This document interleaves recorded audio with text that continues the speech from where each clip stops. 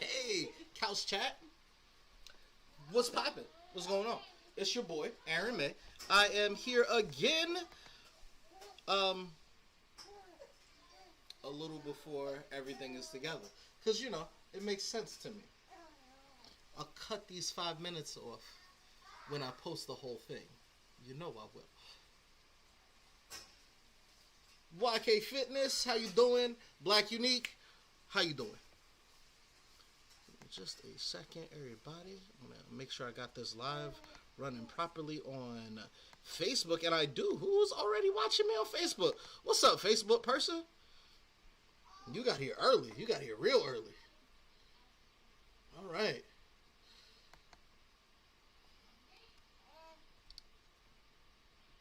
So I am just bringing up a quick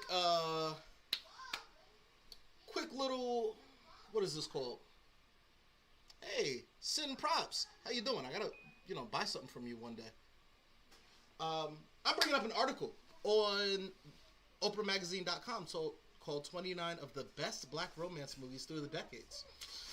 And we're gonna tell you which ones actually have positive black love and which are clearly crap, because I already see Love and Basketball up here, and I'm going to tear that shit apart. So, give us just 2 more minutes to get together, and it's going to be awesome. The problem I have, right, all the time, is getting the Facebook live feed to show up so I can actually check my comments. But, today, though, we're good. So we're live. All right. This is our feed with the comments as they come up. This is going to be our live feed with our faces, and Instagram is just Instagram. Y'all know what it is. Instagram. Y'all know y'all the stepchildren. It is what it is. Add me on Facebook. You'll get a better show. So welcome back, Couch Chat. This is week 5 of season 2 of Couch Chat. We're doing great. We're doing wonderful. Season 2. And to celebrate season 2, I have one of my favorite people here, my gorgeous big sister, Ariel.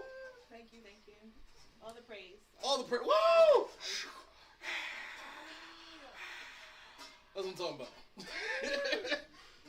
So happy to be here on Couch Chat season 2. Woo! We will be seeing Ariel again later this month for the Black Business Block Party. Again, if you have a black business that you'd like to get some information out to other black folks, other people in our community, don't hesitate to give me a call. I will collect your information, and on the 20 nothing if I drop this laptop. On the 25th, I believe, the weekend, the second to last weekend in February, so it can't be the 25th. On the when is it? The 21st? Let's check out the calendar. Well, yeah, all of my phone's up there. What's it up there? I'm out. Second to last. So the 19th. That's a Friday. 20th. The 20th. The 20th, guys. Get it together. Black Business Block Party on the 20th with Couch Chat featuring A&T, Memorable Occasions. I'm Ariel of A&T. Tanisha is the T of A&T, Memorable Occasions. Currently on hiatus due to COVID. But 2022, see you there, guys. Who's rock time? That's not important. I got my regular messages popping up. Because I was like, what? Super unimportant. But what is important is this list we're about to crack into. Alright, well, real quick, before we get into the list, right? Mm-hmm. I'm going to get a shout out to Fargo Season 4 with Chris Rock. Let me tell you. Oh, man, yes. Oh, my God. So I haven't actually watched it yet, so listen. The season is good or whatever, but the whole nuance of it is so amazing to me. So, I grew up as a mobster buff, you know what I'm saying? Thanks to shout out to Uncle Cedric, Uncle Jeff. Shout out to Uncle Jeff and Uncle Ced. Little Jeff. Yo, honestly, Ed, Tony. I shout out Uncle Ced and Uncle Jeff like every episode. Shout out to my uncles again. Tony Baloney. cousin Ed. Rest in peace. We miss you and love you. We. So, with Fargo, it's like, it's amazing because the season starts off with like, it's like set back in, you know, like around the 20s and stuff. Oh, is that early? Yeah, like doing a prohibition time and all that stuff like that. So, then it gets into later decades, but okay, like, okay. So we're in Kansas City, and we start off with the Irish mob and the Jewish mob, right? So it's like the Jewish mob, which is a real. I didn't know that was a real thing. I didn't know it was a Jewish mob. Apparently, that's a real thing. I have questions. So the Jewish mob and the Irish mob. Shut up. Listen. Goldberg, you know Goldberg's Jewish. If you had like a flock of Goldbergs, like I don't know. So the Jewish mob and Irish mob, they meet, right? And so what they do to try to keep like an alliance, they give each other their firstborn son to essentially raise. So like you're raising your enemy's son. That's wild. To prevent them from going too far, because you're not going to go too far if you have your son. Whatever have you, you would think, right?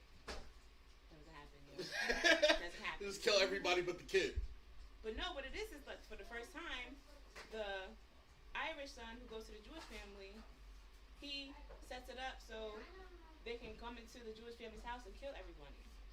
Oh, because he knows all this. Wow, right? You just raised the sleeper agent. Exactly. But it didn't even happen that long, yo. It was only like maybe a month or two. So it was just like, as soon as you got the information, you was like, all right, kill him. Kill him. And so the Irish father. Yeah. Back upstairs. I need to tie this. Okay, put it on the trousers. The Irish father has the Irish son kill the Jewish little boy too. Oh. Horrible. Dog, you didn't even yo. Horrible. Yeah, Fargo like seems 12, wild. Right? So now we have the Irish That's mob. basically what happened to Dracula. What happened to Dracula? Like, in real life, that's basically what happened to Dracula. He was raised by the Turks to, like, for some weird reason, and then they sent him home, and he was immediately like, yeah, fuck those guys. And went on a crusade against them. Oh, all right. But you know, he just did it because his father told him to do it, right? Yeah, no. Dracula. So now we have the Irish and the Italians. The mob come up. Okay. Right? Now that's the mob I know about. Right? So now, of course, the Irish and Italian people, they're like, all right, we're going to do this. Switch sons, make it happen. Oh, right? They fell for the same okie doke? But the Irish man, he has his son, the one who went before, and he had a younger son. Technically, supposed to send a younger son. Yeah. To go over there.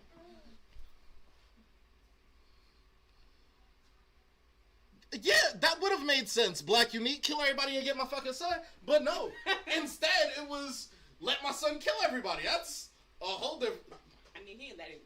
They came in to kill everybody. Yo, if my son came up with the idea, my son killed everybody. His son didn't come up with the idea. It was the whole father's plan initially. You know, he just told the information so he get in there, right? So okay. Atom bomb levels, like Project Manhattan, you just told everybody what to do, and they did it. Y'all still murdered all those Japanese folks. Like, that's still on you. I mean, anyway. So, Italians and Irish mob. Now they're supposed to switch sons, and the Irish guy's supposed to send his younger son, but he's saying the same son again. The same traitor son, Judas. Yes, over there. So now the son is feeling kind of ways because how you send me back there again? I'm just so disposable that you can just send me over there anytime you want to. It's fucked up, yo. But also, you were the son that listened and executed the plan. Like, you're a known quantity. I know if I send you, I could send in the goons after you, and you'll be all right. That's fucked up. You could have said your son. He would have did that same shit. His other son. You send me again, like you don't care. I'm just disposable. You just give to your enemy. That's what we're doing. That's what we're doing. So he switched sides, and he got his family killed, and he's working with the I-Ties now. Yes. Oh man. And so now it's the I-Ties and the black mobsters Chris Rock game. Okay. Chris Rock game. What'd you say, Mace? Oh, okay. Thank you, Tiff. I did not hear that. That's how this season was about. Okay. So they switch sons and then it keeps going on. Yeah, so I thought Fargo was like murder mysteries about modern day stuff. I didn't watch the other seasons. Somebody told me to watch season 4 because they're not related. So I was like, all right, I could watch that. Oh, and that might be it. Because I was like, this don't look like it fits with the rest of the shit. This looks interesting. But it was a good season, nonetheless. Now, that was just a special shout out to season 4, Fargo, Chris Rock, the two guys. I have a special shout out too about one show that I don't feel like ever showed healthy black relationships. You gonna fight me?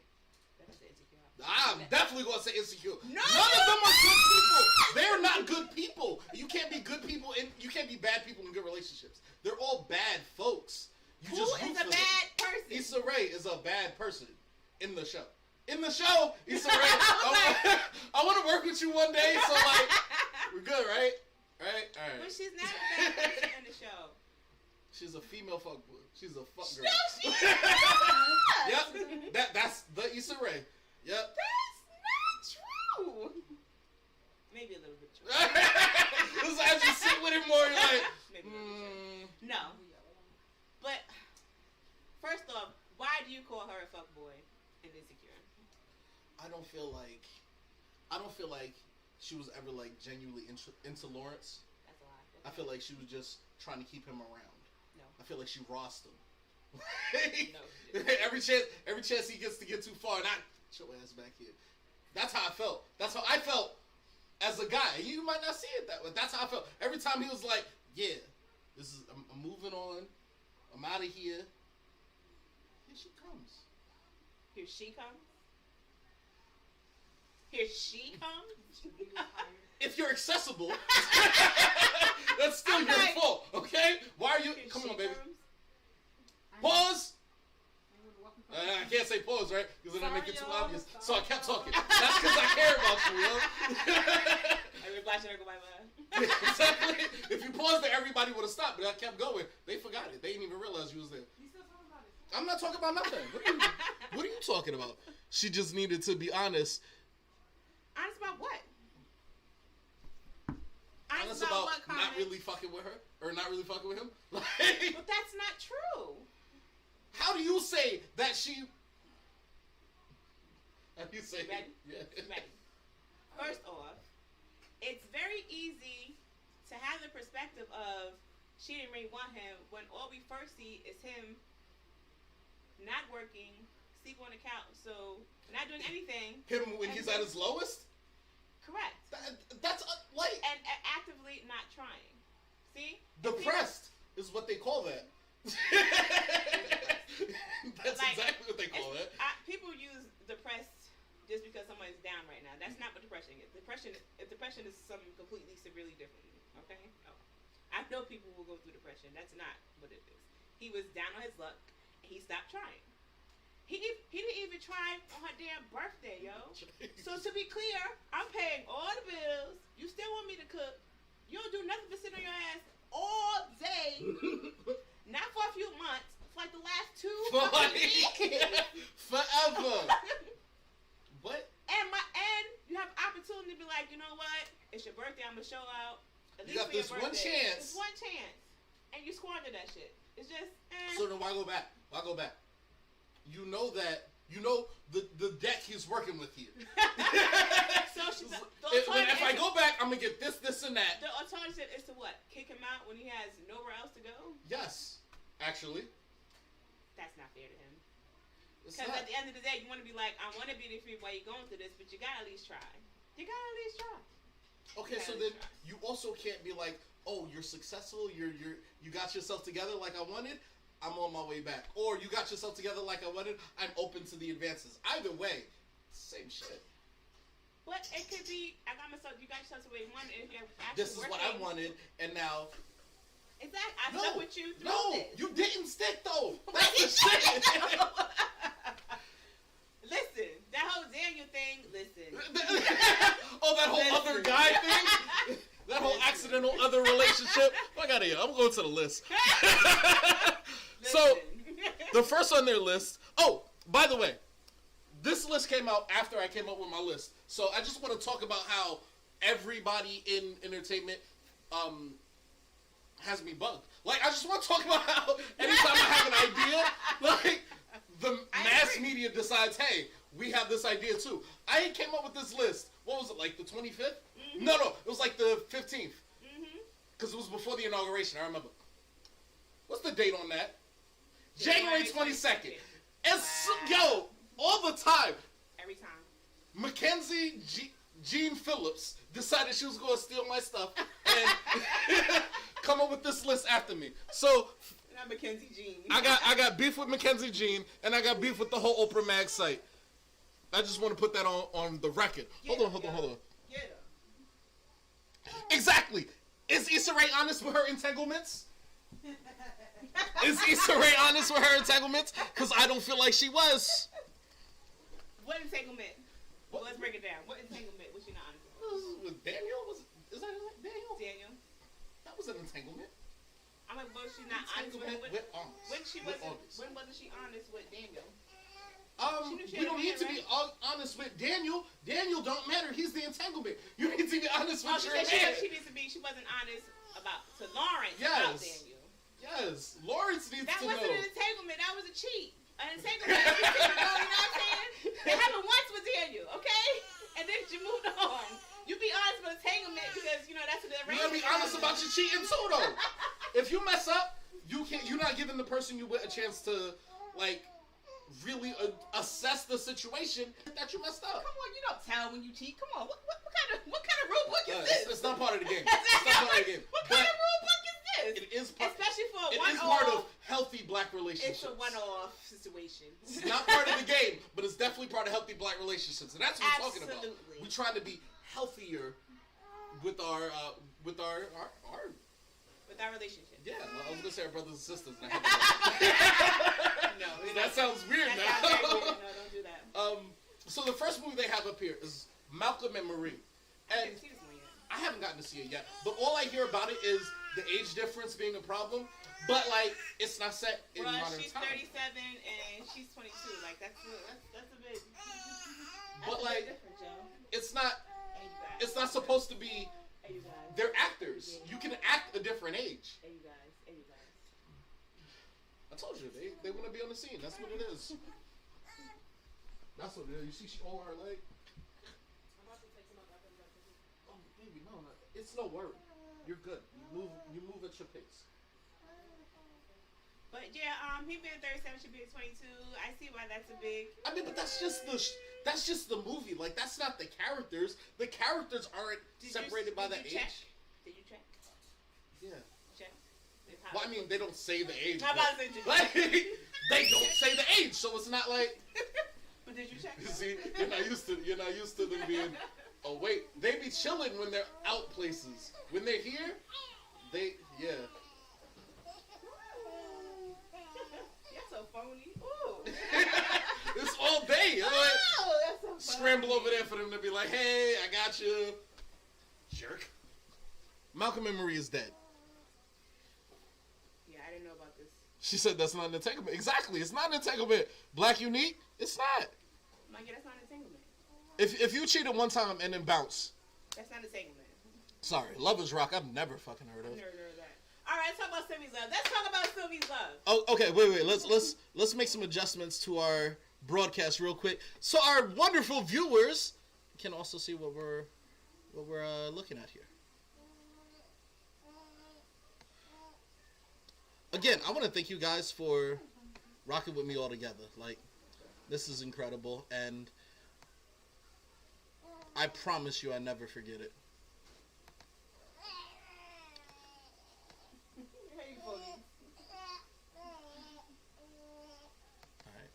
I need to find a way to look at you. There you go. Hey, Instagram, you guys aren't getting the full scope of my streams. And if you'd like to get the full scope of my streams, follow me on Facebook. Facebook.com/AaronMazing. Aaron, who is amazing. There's only one of us. Even though there's mad Aaron Mays, let me talk to y'all about that, okay? Get back on script. Thank you, Tiffany. I was about to go in. There's a rapper in Houston named Aaron May. Oh, there's a chef. There's a chef. Aaron was like, Uncle Aaron, it's Aaron May. It's a chef. Yo, I got beef with everybody. There were no Aaron Mays 5 years ago. Suddenly, I decided to try to be an online personality. Now y'all need to all be Aaron. Screw y'all. Y'all are some fakes. So back to the show. We have Sylvie's Love. It came out last year. It's with Tessa Thompson and Reggie Jean Page. Let me tell you about Reggie Jean Page. He is up, or Cosmic Book News says Reggie Jean Page is up as the new T'Challa. And I swear to God, if y'all Aunt Viv T'Challa, I will never watch another Marvel property. I will never watch another Disney property again. Screw Disney, screw Star Wars, screw Pixar. Bridgerton? That is Bridgerton. No. That is Bridgerton. They're trying to put the main character from Bridgerton as the new T'Challa, and I promise you, Y'all will not do this. for one, y'all already have the perfect T'Challa. His name is Aaron May. He lives in Newport News. Shut up. I can do an African Get in the accent. gym. Let's do some. Yo. From now till June, I'm doing jumping jacks every day. I just need all of y'all to put my name up as the new T'Challa too, because clearly they have no idea what they're doing. But for this movie, it's an Amazon original, Sylvie's Love. It's on Amazon. It's Amazon original. Apparently it's set in New York. What do you know about it? Because I don't know anything about it. I watched the movie. Okay. I'm a little trailer. Let me tell you. So I first watched it and fell asleep, but I'm like, no, I got this podcast coming up. I'm gonna watch this movie, okay? Yes, thank because you. I keep hearing about healthy black love, right? Because don't nobody else ever do it. They be like, yeah, I don't know about the topic. I told you 6 weeks ago. Get your order. Get your together. in order. Homework, okay? It's simple. It's simple. All I want is 3 days worth of stuff. 3 days worth of work. No, yeah, get off. It's foot on her neck. What are you doing? Stop. So if you gotta come see this kid, we moved it, but she Sorry. had her foot on Arya's neck. Like Twice. I just moved up from that. What's wrong with her? Anyway, all right. So Sylvie's Love. Let me give you the synopsis real quick, because I gave a synopsis to like 3 people already, because I'm kind of pissed off at this movie. One, I will give. There is no real black trauma in this. So that's always great. So I see why people call this healthy black love. Because they're living healthy lives and they're in love and they're black. But that's not what healthy black love is. So, swap sides. Yeah. So, Sylvie is engaged. The main character, her opposite, is Robert. He sees her in a record store. That's our Bridgerton homie. No, that's not Bridgerton. Oh, that's not Bridgerton? No. Okay. My bad. Yeah, he got maybe like 3 lines in that whole movie. Oh, Bridgerton. Opposite guy, he's a saxophone player. He sees her in a record store with a help wanted sign. He goes in there like, bam, gonna make his move on her. But she mentions her fiance over in Korea in the war. In the war? Mm-hmm. Yeah. Oh, man. So she's like, all right, he's kind of fall back, but he still wants to take the job there. Get to know her. She's cute. She's funny. She's dancing to all the music, whatever have you. Really into TV production and stuff like that. Cool. He invites her out to see his set. He's a saxophone player, has a band. Cool. She goes with her cousin, Mona Asia Naomi King, the black girl from How to Get Away with Murder. They go to see him set, whatever have you. He's a great saxophone player. They dance. The club closes. He walks her home. She asks for a kiss. They kiss. And now, what they have here, which is missing out of the photograph, we'll get into that anyway. They have their cute montages of them getting to know each other, them playing in the park, them riding bikes, having all this wonderful time together, so you can try to see where the love story is going. Yeah. Cool. His band is doing well. They get a manager. They ask him to go to Paris for a year or 2 to tour. He asks her to come with him. He said, don't say it right now, but you're going to think about it. In that time, she gets pregnant. By him? Yes. Fiance is what's in Korea. still in Korea, yeah. Fiance's still in Korea. Cheating. This is an Cheating! This is an entanglement to the upteeth power. But Cheating! This cannot be! Healthy black love. Thank you. Cheating! Okay? Cheating on her soldier husband. So... It's probably Bubba Gump from Forrest Gump. Or it's probably, Bubba from Forrest Gump. He out there fighting for his life, trying to get a shrimp boat, and she's out here sleeping with a saxophone player. Oh, the world. So, he's getting ready to leave. He's waiting for her, hope she sews up. He's getting ready to leave, thinks she doesn't coming. She sews up, but just to say goodbye. Oh. She doesn't tell him that she's pregnant. Because if she tells him that he's pregnant, then he's gonna stay and miss out on the opportunity to tour the world with his band. Or miss out on the opportunity to be a dad because you were out playing the saxophone. Playing the saxophone in, what is this, New York City? It's New York City in the 50s. That's prime time for jazz. You can chill. Yes. I watch Soul. You could be a sax player up till 2020 and be alright. So. But for jazz, you know, it was really up and popping then. A chance to tour the world, he's not gonna get that chance again. She knows he's not gonna get that chance again. She doesn't want him to stay to miss the opportunity, so she doesn't tell him about the pregnancy. That's not cool. So now you got Soulja Boy coming home and about to raise his. So Soulja Boy comes home. Fast forward 5 years later, they're married. He marries her knowing that's not his baby. Obviously, he was in damn Korea. Okay, yeah, you know that exactly. Okay, right. Husband is a jerk. He's a jerk. Oh, he's a jerk because he's raising somebody else's baby. That's not why he's a jerk. That's not why he's a jerk. I'm sure that's why he's a jerk. He's not.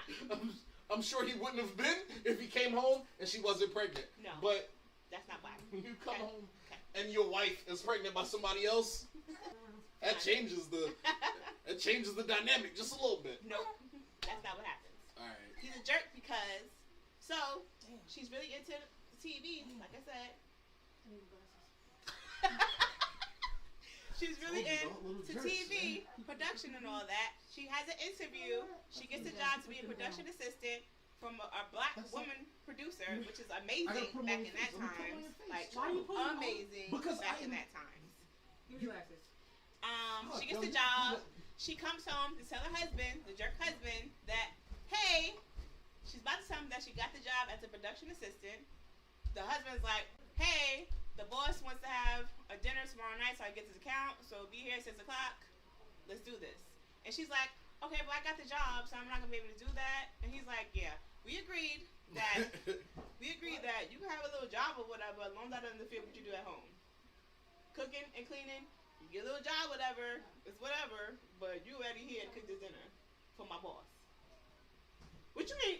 No, not okay. No, no. Yes, okay. I'm taking care of your cheating ass and your illegitimate ass baby. The least you could do is cook the fucking dinner when I have somebody coming over. What do you mean? Yes, that's not okay. Yes, she is a cheating trollop. You don't get to say. Yes, you whatever do. You want to do. Because my boss is coming over. Yes, you do. Because you said forget about your relationship to have this fucking baby.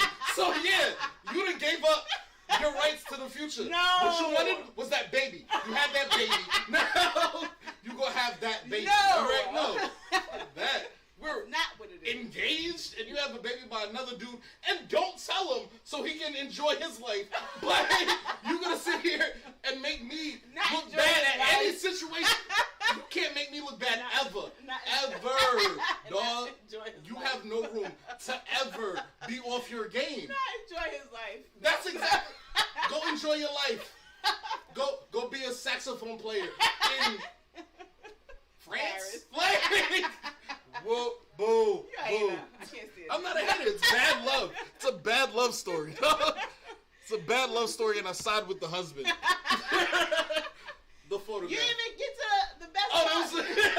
Because I was done. I side with the husband. She's wild. She's wild. So, she does the dinner. Fortunately, her production work is for a food show, so she's able to take that food home. So everybody wins in the situation. Okay? Except for the guy raising someone else's baby still. He's never conversation goes there. She says, I thank you for taking all responsibility because I know you married me being pregnant and blah, blah, blah. I know you did that to protect my honor, blah, whatever have you. He's like, I married you because I was in love with you. It had nothing to do with that. So he did love her. So I'm sure. And he was hurt. And every time he's hurt and gotta deal with the baby, he's like, you know what? So that works. But remember, I'm staying out late tonight. Remember, we're in 1962 now. Okay. So the boss gives him the accounts. She's talking to the wife about it, the boss's wife about it. Like, yeah, that's all he can talk about. I'm so happy for him. She's like, yeah, thank God he got it because now the NAACP is off our back. Oh. So he just got it because he's black. And everything. Okay. And he knows this, the husband. He's like, yeah, I know, I don't care. It's $1 million account. It is what it is. I mean, look, if there's going to be an affirmative action hire, might as well be me. Might as well be. All the time. That's how I feel about it every day. Might as well be me. Well, the parents know that's not his kid. Everybody pretty much knows that. He married her anyway. 5 years later, she goes to a play. Her cousin's supposed to join her. She doesn't show up. Robert has to be walking by at that same time. Booyah, they go to the concert together. She takes off her gloves. He sees that she's still married. That she's married, dude, because that was the same ring. So now he's kind of falling back a little bit. Puts her in the cab and tells her, have a nice life. She's like, I guess the next time I see you, we'll have to buy a ticket to see your show. He's like, yeah. No. He needs to drive you somewhere. She's like, you need me to drive you somewhere? He's like, no, I'm at the plaza around the corner. No, he's fucking homeless. He's not homeless. Okay. He's in town recording an album. Damn! He's my favorite saxophone player. Comeuppance, dog. Where's comeuppance in these stories, yo? So he goes to the hotel, plays the saxophone all sad, and there's a knock at the door. He opens the door, and of course it's Sylvie. Her cheating ass. Yes. Of course it's Sylvie shows up. And do they get it in? Yes, they get it in. Does she tell him about the baby? No, she doesn't tell him. Cause she just let him live his fucking life. He's back, dog. He's back, and he's a recording artist. Child support. Son, Rudy has been taking care of this baby for 9 years, and he's not happy about it. Like, I want to have a happy relationship. Pick your kid up. Like, but no, she's so in love. She does. She still doesn't even tell him. Her father ends up telling him on his deathbed because he had a heart attack and dies about his father. Useless. Does he show up? So he show up like, is that my daughter? No, he doesn't show up till he finds out that after she got divorced. Then he shows up and be like, because he didn't care about the kid. Because she don't care about the kid. They only care about each other. This is terrible. This is a terrible love story. And Mackenzie, you trash for picking this as a love story. I'm like, this is bad. It's not good, guys. It's bad. It's really not good. They end up playing like household family with the daughter and them. That's cool. She gets to be the producer that she always wanted to be. He decides that he wants to go back to sing and stuff like that. And he goes to his record producer. He goes to his record producer and he's like, yeah, boy, jazz is dead. Stevie Wonder came with Motown and wiped all that shit out. So he's like, he's going to go to Detroit because in Motown, he knows his boy there who said that he got him a job if he ever wants to come down there years ago. Cool. He goes, Sylvie, I'm going to Detroit to make my dreams come true. Come with me. So this black woman, who's a black producer at a major fucking network, is supposed to leave and go to Detroit to follow your fucking dream? Not even a real career? Pause. A dream? She already set up a nigga to take care of your baby. She already lied to you about the baby so y'all can have sex. Yes, you would think that you could get her to leave her job. Like, you already got 2 on the board, son. You just need that third X, and you got tic-tac-toe. Of course he thinks he can get her. I would think I could get... I'm going to run up on Tessa Thompson and tell her myself, hey, I'm trying to go to Detroit. And you know what? He be fucking right. Because the bitch says she went with him. The bitch says yes. So he's like, I'm going to go out there and set up shop for you guys. Whatever. He goes down there and reach out to Homeboy. Homeboy is like, I say that shit to everybody. I don't mean that shit. You know you. So now he has no job. His tail between his legs. Is going to tell her about that. Decides not to. She already quit her job? She almost quit her job. Hold up. He decides not to... Decided not to tell her. He put that fuckboy shit that it did in Bridgerton, and every other man seems to think that's the way to do it. I'm just gonna tell her I don't fucking love her ever. I've never loved her. She's a piece of shit, and move on, just to get them to move on with their life. Instead of just saying, hey honey, that didn't work out. I'm gonna get a job up here. I'm a failure. I gotta go work at UPS.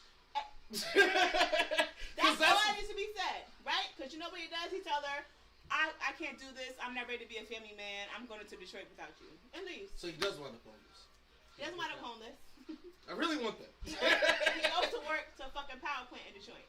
So why the fuck you couldn't just stayed and worked at a power plant in Detroit? What the fuck was the point of this? Terrible. He's bad at love. She's bad at love. She goes down there. Her cousin's like, girl, you lied. He lied. It's a wash. Just make shit happen. They meet up at the power plant, hold hands, the end. What the fuck is this? You a lying ass nigga, he a lying ass nigga. Y'all deserve each other. Exactly. It's a wash. Terrible. Next movie. Terrible. Terrible. Hey, Poetry Monroe. And yeah, this movie was trash. This movie's hot garbage. Trash. Yo, Dominican Knight, how you doing, man? And Ronisha, the second Nisha, how you doing? Next, we're tackling The Photograph. This dumbass. With Issa Rae and Lakeith Stanfield. Did you watch it, Aaron? I have watched it, sir. I fell asleep on it, but I watched it. Like it still counts. Oh, dumbass movie. Man, Queen and Slim is up next. I got so much to say about that. So, just to be clear, this is not a love movie. It's not a love story. They legit met once, they had sex, and he's moving. Where the fuck was the love? There was no time. Where was the love? And now you distraught that he's moving to another country? This is supposed to be a love at first sight movie, I guess, and it doesn't work. They didn't do the necessary work to make that love at first sight work. A lot of people sleep together on the first date. Like, it's not love. Again, you do a montage. Good drinks. You do the montage of them spending 5 time minutes, together, phone calls, hanging out with each other, all this random shit. Exactly. It takes 3, not even 5 minutes. Because a good pop song worth. Exactly. A good pop song worth. They have all these different clips of them spending time together. They didn't even have them talking on the phone. Like, nothing? We got nothing? They showed up. They saw each other. You look good. Smashed. It was cute. like. The next day, you had sex. And he's leaving. Mind you, it wasn't even like they had sex because they had this crazy connection. Exactly. She's grieving. Like, she just was a parent? As a mom or dad? Her mom. That's not. You don't count that. You can't count that. That's not on the board. Hey, if you slept with somebody who's grieving, it doesn't count. Right? It doesn't count. It's grief sex. Exactly. And again, for some reason they think we're not gonna put black trauma in this movie. What we'll do is a woman's gonna have a baby and not tell the guy, the father, that he's the Which father. is still black trauma because they try to say that only black people go through babies out of wedlock. It's still like that's still a very what's the word? A coded trauma. That doesn't happen in white movies. Sure doesn't. Well, that doesn't. It does, but not to this extent. Name 3. Bridget Jones. Bridget Jones' Diary. She had a baby. Yeah. Oh. And she was fucking both. Yeah, she was. All kinds of British shit. I was like, all kind of European dick. Okay. I mean, most white trash movies are about. White trash. About women out of wedlock. So but when you think about it, I'm about to get into like some big political shit here. But when you think about it, white trash people, or white trash white people, and black people have been on the same playing field as far as America for a very long time. You do see it, but that is still traumatic. To one, this goes into taking the black father out of the picture. Exactly. And they are taking him out of the picture for no reason. Like, what? She couldn't just tell him she's pregnant with his baby. This happened twice in 2 of these so-called great love movies. These are great black love stories, Mackenzie. I'm still coming for you, Mackenzie, because you stole my idea. This is your great black love stories. Y'all should have let me do this list. Oprah. Jesus. Queen and Slim. This is not a fucking love story, okay? It's not a fucking love story at all. Love story. It's not even a good fucking movie. It's not. But it's not a love story, all right?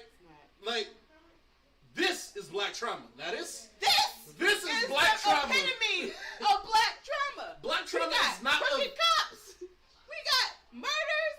We got kids shooting a cop for no damn reason. He just ran up on him and shot the cop and just was like, what the fuck is this?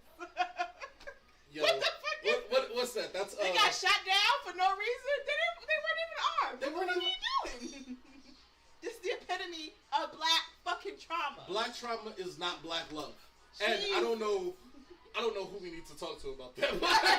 Black trauma is not black love. Just because 2 people had sex through trauma doesn't mean they fell in love. Hey, Speed. Let me talk to you real quick. Keanu Reeves and Sandra Bullock. Come up to the front of the class, because that's not love. That's your Well, we know that because in Speed 2, they were not together. She was with Jason Patrick. Exactly, because from motherfucking The Lost Boys, my favorite movie. Not love. That's trauma sex, and that's what they had. Exactly. Trauma sex. Trauma sex. The movie. If Beale Street could talk. I didn't see this. I'm trying to see these damn movies. Man. I didn't watch this. Did you watch it? Okay, so yes, I watched it, but I am very what's the word? It's very blanket how I remember it. They got together. They really loved each other. He went to jail for false rape accusation, and they stayed together. She stuck by him. Stand by your man. I mean, it's a false rape accusation. If it's false, then yes, she would stand by him. How do you know it's false, though? How do you know it's false? How do you know it's false? You have to know your man. You have to know your man going to rape a white bitch. It was by a white bitch, right? Yeah. Of course. You know, it's false, and he got accused, and he went to jail. Like, yes, it was a white woman.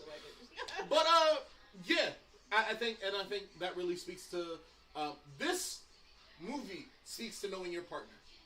Regina King was the director of the movie? No, they have her as cast. I don't remember seeing her in this at all. But all right. Yeah. Stephen James and Kiki Lane did a great job. I don't remember Regina King in it. But I've seen previews with her in it, so she's definitely like somebody's cousin or aunt or something. Periphery characters, you know how that shit goes. Yo, Regina King might be queen of periphery characters. Like, to be honest though. She paid. She paid. They let her become a director. One Night in Miami, anyway, go ahead. Oh, wait, no, that's supposed to be like the black film to see this month. Okay, so... Hey, February, we're talking about, what is it, One Night in Miami? Mm-hmm. 4 great black leaders running into each other during a situation in Miami. I haven't seen it yet. That was my Sunday plan. So let me tell you, I think had I gone into this knowing that it was just about them getting together, it'd be something. Nothing happens in this movie. It's very anticlimactic. I don't like movies that are very anticlimactic. Yeah. All we're doing is having discussions with each other. Yeah, and I don't need to just see. What? I know they're friends. I want to be there. I don't want to. I know they were friends. If you know Malcolm X's story, if you know Muhammad Ali's story, you know they were friends. If you know Malcolm X, you know Martin Luther King's story. Like, I just don't. Homeboy is chilling together on a night in Miami having discussions that are kind of deep, but not really that deep. And entirely fictional, by the way. This didn't happen. So, then what the fuck was the point of this? I just don't understand. Because it's very fucking anticlimactic. It's just homeboy chilling in a hotel. It was I don't understand. They wanted to give us the black version of One Night in Hollywood. That's how I saw it. You not see One Night in Hollywood? I never seen One Night in Hollywood. Did anything happen? Or is it Once Upon a Time in Hollywood? Whatever it is. Because I'm like... Once Upon a Time in Hollywood with Brad Pitt and Leonardo DiCaprio. Okay. Where they stopped the Manson murders. Okay, well, see, that's something happening. Yeah, but that is the last 5 minutes of the movie. You have this whole movie of them being like terrible actors, and then they stop the crime. So it's not like... Yeah, it's not like Kill Bill. Like, there was action throughout the whole time. These are some, crime-stopping ass duo. I don't even need action. They were just like, hey, yo, did somebody just break in a sharing house? Hold on, let's go get this shit. That's how it was. It was so anticlimactic. This is it. There's a flamethrower, which is always great. You know, Quentin Tarantino's going to give you that scene. He's going to give you that action, but I didn't need all of... You got me sitting through Westerns and complaining about, oh, I'm only a stunt double now. Yeah, I did not like that movie. And I do feel like if Beale Street could talk was hey, what about black people? But I think it went better. Okay. Alright, I guess. One Night in Miami is just, I don't know. One Night in Miami is definitely like... It was kind of a waste. Moonlight, are we going to talk about? Gay sex on this show? Can I tell you? Oh, right. Can I tell you? The greatest thing about Moonlight is Chris Rock's brother talking about Moonlight. Tony Rock. Not even Tony Rock. It's the younger brother. Oh, shit. Talking about it. I can't remember his name. He's like, so we gonna sit through a movie about gay sex and we don't see no gay sex? What the fuck? It's like, yo. We don't see nothing. They don't even have sex in the end. What is happening with this? There's too many black men on set. There's It's too many black men on set. It's not gonna happen. I gotta do what? Like, nah. And we don't even see that. They don't even have sex at all? What kind of shit is this? You know who really like startled me with their willingness to show gay sex on TV? Lovecraft Country. Did you see all Lovecraft Country? Yeah, I'm like, who had gay sex on there? Montrose said. Yeah. That was an abrasive scene. That wasn't. All right. It was an abrasive scene, though. That's not like gay sex. It's just somebody fucking somebody. You know what I'm saying? It's like. You know what I'm saying? But homosexual. He spit on it and he fucked him, and you like. Fucking somebody homosexual. That's nothing gay sexy. I don't care how to. It was Mr. and Seeley. Like it was. It was no respect or love in that shit at all. This is not even like. Didn't he push him at the end? Like, exactly. trying to kiss the fuck out of him. Exactly. This is very homophobic. It is sex. I'm like, what the fuck is this? Very homophobic gay sex. But I'm like kissing you, whatever. Just bend over. You could be a woman as far as I'm concerned. Let's make this happen. Let's make this happen. Goodness gracious. It was. But he did like. He did tongue him down in the club in front of all the other gay people. Like that was a coming out moment. That was good. That was very much a coming out moment. I appreciate that. Before them treat like a smut. Like I'm so happy they didn't leave it with that. Like Lovecraft Country, Misha Green, good job for going back and like cleaning that up because that was. Goodness gracious. Woo. Moonlight was a great movie. I enjoyed it. I just again like we're gonna have this whole build up for him being gay and finally getting with a gay guy and never have sex. This doesn't make any sense. I don't need gay sex. I don't need gay sex.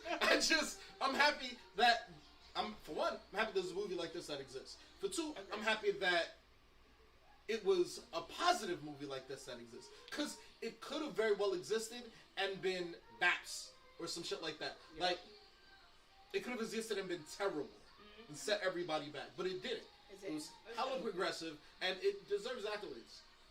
Absolutely. Kudos. Good black love. Black gay love. But good black love. Well, I don't know about love part, but alright. There is no love romantic relationship happening here. So that's how I'm like, there was no relationship happening here. So I don't know about the relationship healthy like love, but okay. Scooting in right at the end. Exactly. Self-love. That was a self-love moment. Southside with You. This is Obama and or Obama and Obama. Barack and Michelle. Barack and Michelle. Have you seen it? No. Okay, so it's good. It's good. Is it good? I was able to find it pirated. Y'all think we're going to movie theaters to see Barack and Michelle? I know how that story ends. That's why I was like, but we know they're in love, so I don't. Exactly. You want to know how that story ends? He's president. She's our soon-to-be president. Exactly. Good job. Come on, Michelle. Let's do this. Yo, Michelle 2024. Exactly. Come on. Biden 2024 is not happening. I'm not voting for that asshole twice. No. You were a means to an end. That's all. That's all. Yo, can I talk to everybody about voting for a second? Hey. Okay. Don't just vote on the presidential election. I need, what is it, November 11th? I need every second Tuesday in November. I need you to be ready with your pencil and your ID. And depending on your state, you have elections in May. Exactly.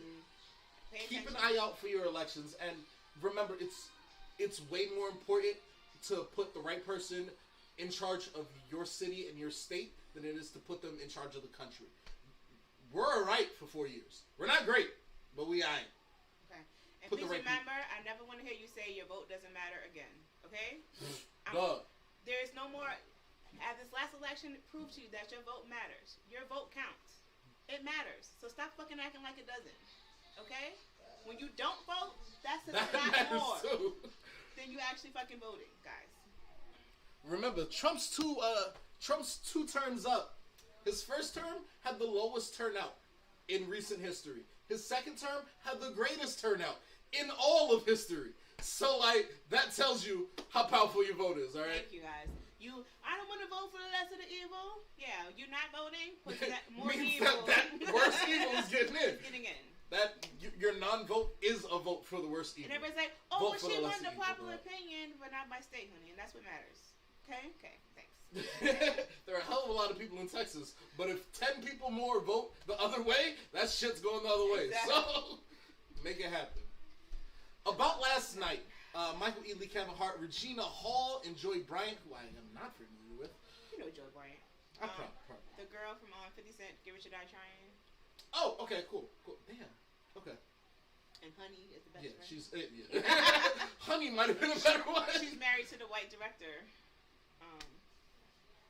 What white director? God damn it. Like most of them. Peter Berg. Not familiar with his work. Anyway. Joy Bryant. About last night, I feel like I watched this 7 years ago. I don't know. So, on a night out, Danny meets successful businesswoman Devin have an instant connection, but despite their weariness of love, the two try to make it work. At the same time, their respective best friends warn them not to commit. I don't remember them ending up together at the end of this movie. So, like, can that count as black love? Hey, yo, Mackenzie, what are you doing? You just like black hookup movies? Apparently, because I'm like, it's not love. I never thought this was a love movie. It's definitely a comedy. It's a good comedy. It's a rom-com, but it's not love. Beyond the Lights. This is not a love movie. I don't have anything here. I saw it. She's saved by her bodyguard, and they fall in love. There's another Speed, dog. It's with fucking Nate Parker, so I never don't give a shit. So I don't give a shit. Yeah.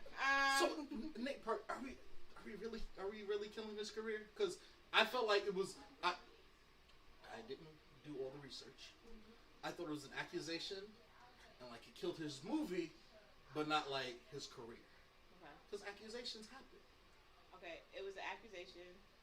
He was. The issue wasn't necessarily just the accusation; it was actions after the accusation. Okay. He blasted the shit out of that woman. Oh, okay. Yeah, I don't like pylons. I don't like when people I don't like this person. Everybody should hate this person with me. Exactly, and it was a lot of harassing and everything afterward. Okay. Yeah, nah. Harassment's and the whole, she agreed to it before then, so it should be fine now. If the bitch is knocked out and intoxicated, it's a no-go. Okay. So, there is no debate on that. The bitch was knocked out. She was asleep. It was rape. That's rape.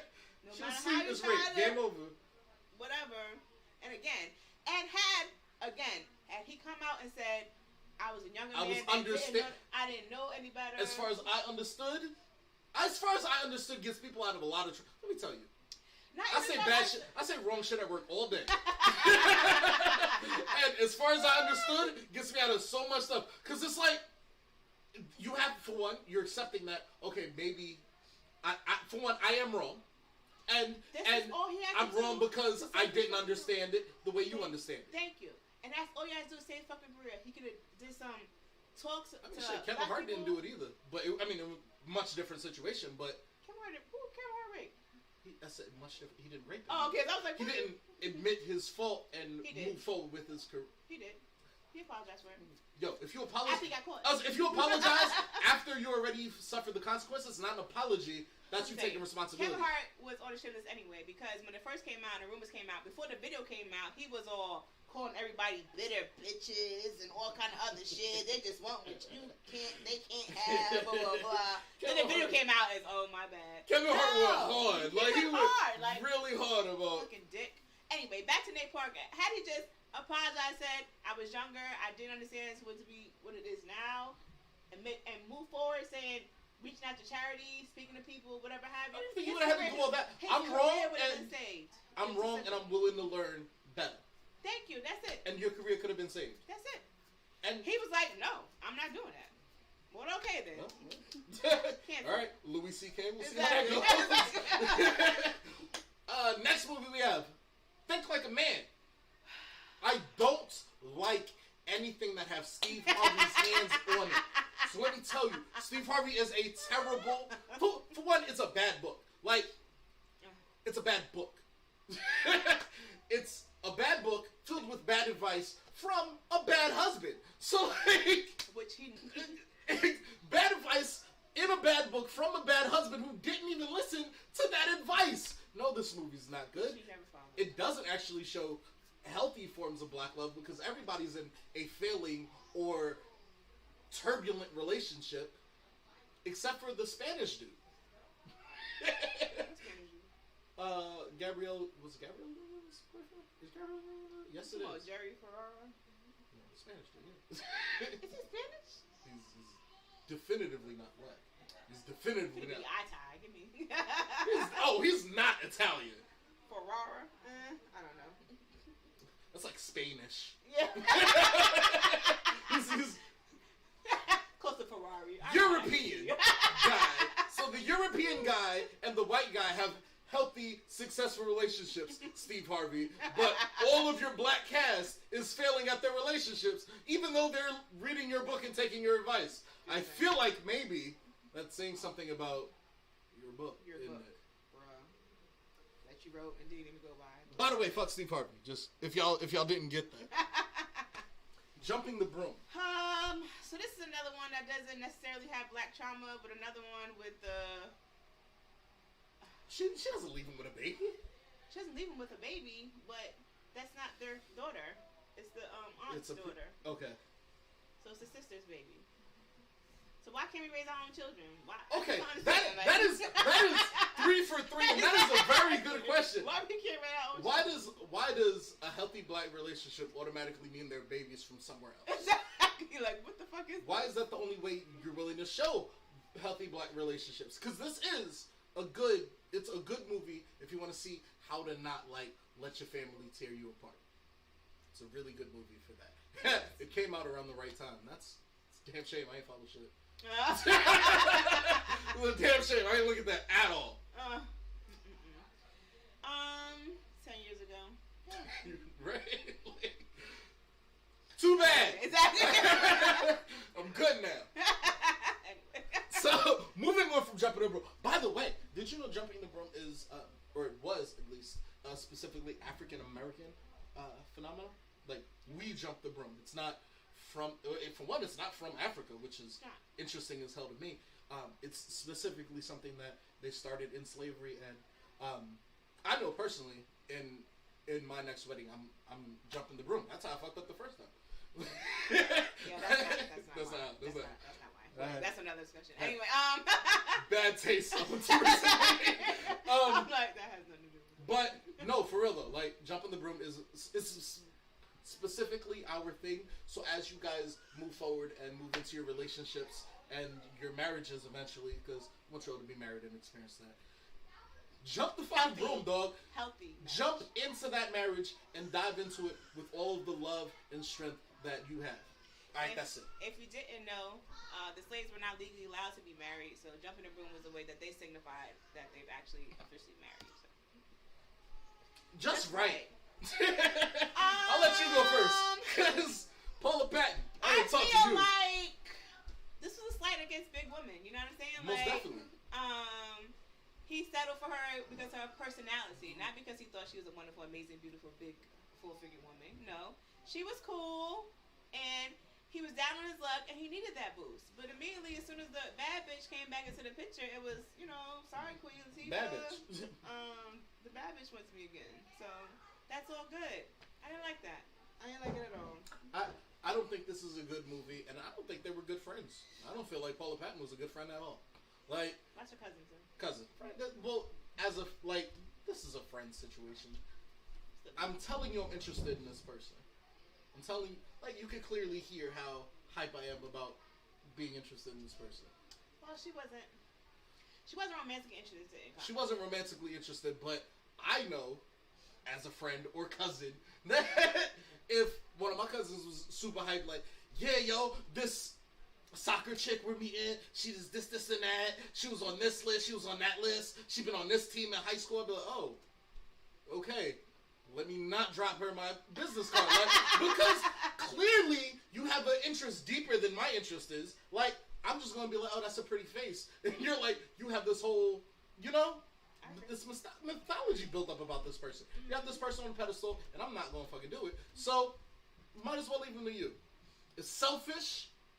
I agree. And it was kind of gold digging because like she left him. It wasn't kind of gold digging. It was very gold digging. It wasn't kind of. She said, "He's cute. He got money. I'm making it mine." And then he's almost stopped having money. He's like, no. Exactly. When he signed back, he got signed again. It's right back in there. No, not okay.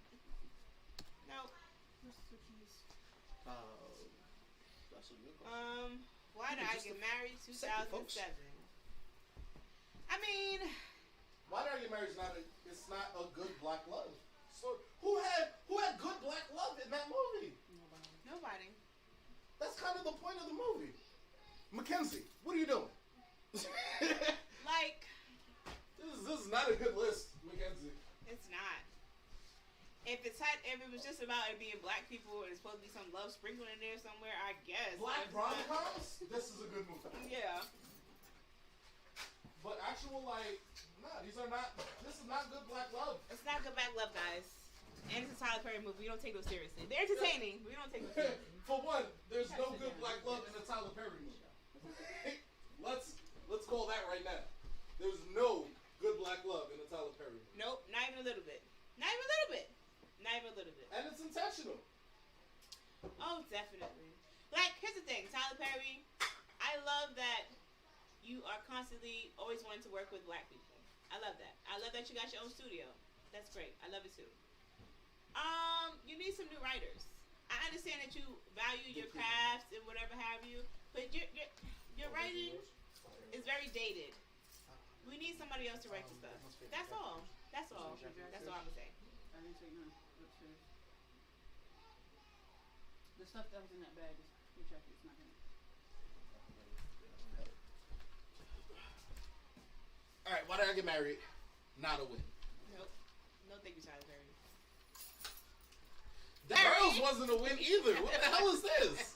Stay away from my daddy, Tramp. Who's this Tyler Perry stand y'all got right in this list? Well, you know it's Oprah's list. Sorry. So. My phone went. Oh shit! You dying up here, phone? My bad. It's Oprah's list, so you know Tyler. She's gonna shout. Oh yeah, Tyler's gonna be up here as many times as they could possibly get it. Exactly. Oh, the real Black Broly joined us. That's David. How you doing? It's been nice to have you here, but all right. Daddy's Little Girls was not. It was not a good black love story. Honestly, it was a bad black movie. If you want to be real, it was a bad black movie. What drug did her boyfriend sell? The baby mama's boyfriend. What drug did he sell?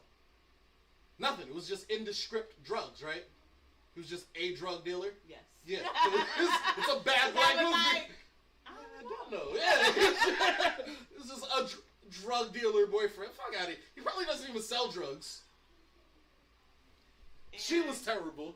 Like, not just terrible as a character in the show, but like, it didn't make sense. You know what I'm saying? Like, why are you being so terrible? Like, the things you're doing don't make sense. It doesn't. Like, you got your drug dealer boyfriend, so why you keep trying to come in this picture anyway? You don't care about these girls anyway. So what was I don't understand. What normally would happen is you would fucking disappear. Exactly. Like you've been doing. So what? It's not like you gain something from coming in. You don't give a shit about the kids anyway. So what the fuck? And it's not even like you're getting money for having them. He's not paying child support. So it's like literally there was no reason for her to be that evil. And again, Tyler Perry. These dated notions of black women and black men. They gotta be the ghetto baby mama who don't know with the kids. Or the abusive dark skinned dude. So the light skinned guy with the natural hair can come save you. Come save you. Anyway. I'll tell you about that. Not even natural hair with the wig. With the wig! With the wig! With the wig! Boris in that damn wig! Boris. Shamar Moore. Shamar Moore. Nobody's wig was as bad as Boris Kojo's goddamn wig. Nah, Macabre Brooks' wig was bad. That was bad. Fall from Grace, that was the baddest wig I ever seen in my life. You gotta get paid damn wig. How bad that wig was. That was rough. So I had a debate with somebody about this earlier. A black person with a white person is not black love. It's not. It's love. It's interracial. It's not black love. It's love. That's not black love. So something new? Didn't y'all have a Benny Hill moment because of something new? You and Mom? Yes. Mommy, let's go to the movies. All right, what do you want to see? Something new. okay, I want to see something new too. Like, what is it? Like, what can we see? Something new. I want to see something new too. What is it? The name of the movie is something new. I love my mother. I'm not making fun of her, but that's a great fucking moment. I didn't know this was on the list. That was a great moment. We got to call her about. Deliver Us from Eva. So I recently rewatched this, and I'm actually not mad at Deliver Us from Eva. I was going to say something similar. Okay, so because I'm like, some things you have to watch as an adult. It's Taming of the Shrew for black people. Like some things you have to watch as an adult is like, you know what? Ooh, what was that movie? 10 Things I Hate About You. It was basically Taming of the Shrew. 10 Things I Hate About You for black people. Eva was terrible. It was goddamn terrible, and I could have came up with a list of 10 things. I'm like, Eva was terrible. But, you know, her sister allowed her to be that way. So, you know, it takes a lot when your parents die and you raise everybody. Sometimes you become too strong, you become too independent. And you don't necessarily look for that because, again, you see everybody else's relationship and like, I don't want that man. I don't want that relationship. I damn sure don't want that relationship. So I'm good by myself. Yeah. It was fucked up what they deserved, you know. Yeah. Them trying to like hire somebody to get her out the way. Whatever. Keep her busy. But also, as both as a younger brother and as a spouse, like I get that instinct. I get that instinct. Like if you were more overbearing, I'd be like, look, dog. I know one of y'all got a big brother. Listen, I'm the first person that's like, yeah, I don't want that. So I'll stay right here with myself until I get what I want. I don't want it. Y'all don't listen. Y'all fucking listen. Y'all be happier. But no, y'all little niggas don't want to listen. And that's why they had to hire somebody. But this is another situation where she almost didn't take the great job because of him. What up, United Black Star? That's Sean. What up, Sean? Hey, Sean. This is a situation. She almost didn't take that great job opportunity because of him. You could have took the job opportunity, and if it was better than the one that he has, then y'all go with that. What? Yes, that was the plan. Recording has started. All right, so whatever happens after this is you're on your own. Yeah. Yeah, another situation where she almost didn't take the job. On this couch, we got a list. Yeah. We got a list. We're tearing them apart. He broke her heart, so she went into that great job, and then he has to bring his ass over there if he wanted her, and that's how it's supposed to be. That's how, and that is how it should be. If you're in love with somebody, like if it's actual love, you shouldn't be trying to tell them, hey, don't take that incredible job opportunity because I don't want to change my rent price. Like that's rude as hell. Dog, break that lease and follow her to Dubai where she has her. Or just job. wait till your lease is up and take trips until then, and then you go. And at the end of the day, again, if you have an actual established career, that's not something you should be giving up for anybody. Any relationship. I'm sorry. Any relationship. No. With homeboy asking her to move to Detroit when she's already the head of a fucking network. Why would she move down to start from the bottom up? Because that's what they told her. You could do it, but you would start from the ground up. And she said, okay, I'm going to... Even still, wouldn't it have made more sense to, like, see if they have a music division and just see if you can get on with that company? Just saying. Like, you're a TV producer. At very least, you work with music producers on your shows. I don't know if they did it back then, though. Nah, every show had a jingle, dog. True, you're right. You gotta work with somebody. He could have wrote a jingle. They make money. He could have wrote a jingle. He could have been her permanent jingle writer. Every song on CBS is about to have saxophone because Sebastian plays saxophone. But no, damn it, y'all are terrible. All right, Brown Sugar. Brown Sugar. So okay, Brown Sugar was my plan in middle school for love. I bet. I'm gonna tell you this 100%. I had these two female friends that like since 5th grade. It was 8th grade. We raised up together. Y'all got my same interests. I'm like, bet one day we gonna be out playing Pokemon or Digimon or something, and I'm gonna be like, yo, don't you want to be my number 2 forever? My second My forever? number 2 forever. It didn't work. That shit did not work. So this is another movie because Sanaa Lathan with Love and Basketball. This is another movie where essentially she's pining for this man her whole life without saying anything. And if she did say something, it didn't matter because they did share a kiss before you got married. And she was like, "Oh no." And she's like, "Wait, are you gonna get married tomorrow?" He's like, "Yeah." So yeah, you weren't actually his number 1. Just so you know. So yeah. Okay, so there's no black trauma in this? There is cheating, no black trauma. There are no babies anywhere, thank God. Is it something to say that when the romantic lead is black, like dark skin, that he only chooses the black woman as a second option? Well, that's movie, they're both black. He's dark skin. But I mean, but still, he's picking her second. But the other woman he married is black, so. So what? He's still picking her second. The other woman doesn't have a story, all right? The other woman doesn't have a framing device. The other woman is just an accessory. Who has the framing device? Sanaa Lathan. We're here to watch you pine after this dark-skinned guy all your life, only to be placed second all the time. Twice! She's light-skinned, so I don't know if I agree with that so much, no. I'm like, if she was dark-skinned, what I'm saying is like, okay, so it piggybacks off the Tyler Perry thing, right? Dark-skinned guys are bad. That's what Hollywood says. A dark-skinned man will either abuse you, be some kind of thug or in jail, like what's the name in Daddy's Girls, or constantly look at you as second best, as in brown sugar and everything. If he's dark-skinned. Dark-skinned. So, make him dark-skinned and think about the same stories. Here's the thing. I would agree with you if the other woman wasn't the same complexion and a black woman too. The other woman isn't framed as the audience's point of view, though. But she kind of is. Because we do see a lot of her story. And she ends up being the bad guy. And a lot of this shit too. So. Is it Nicole Ari Parker? Because she's definitively more European looking than Sanaa Lathan. Not in this one. Pull it up. I mean, her hair and everything. The audience can see this, Ariel. I'm telling you, because her hair in it and Sanaa Lathan's hair is very similar. Oh, they tried to keep her on the same level? Both straight and curly, you know what I'm saying? Like, it's not like it's definitive, you know what I'm saying? Like, she has. Because I know what Ari Nicole Parker looked like, and that's definitely a white woman. That's not a white woman.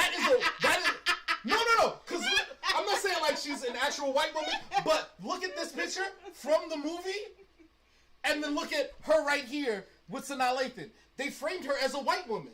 They did. Because that's just the lighting in that one. I'm telling you, when they're near each other, they're like maybe 2 shades apart. Like, it's not no real difference. He picked the lighter woman. By a fraction. Like Nicole Ari Parker is a white. That's the Karen haircut. She wasn't. That's not her in the movie. That's so what? That is her though.